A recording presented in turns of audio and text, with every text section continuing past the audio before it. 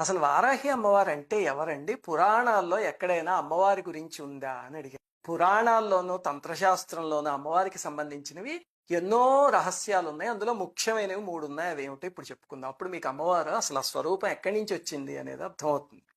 అన్నిటికన్నా ముఖ్యమైనది ఏమిటంటే బ్రహ్మాండ పురాణంలో లలితోపాఖ్యానము అని ఉందంటే లలితాదేవి చరిత్ర.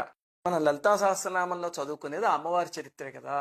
ఆ అమ్మవారు భండాసురుడు అనే రాక్షసుణ్ణి నాశనం చేయడానికి ఆవిర్భవించారు. అమ్మలందరికీ మూలపుటమ్మ. అయితే దేవతలందరూ అమ్మ మేము కూడా మీకు సహకరిస్తాము అంటే, నాయన మీరు సహకరించలేరు, మీరెవరూ చేయలేరు ఈ పని, నేను నాలోంచే ఒక సృష్టిని ప్రారంభిస్తాను అని చెప్పి అమ్మవారు తనలోంచి ఒక సృష్టిని చేశారు.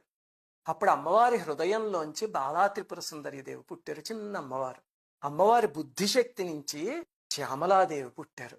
అమ్మవారికి, లలితమ్మవారికి నేను అనే ప్రజ్ఞ ఉంటుంది కదా, అహం అని. మన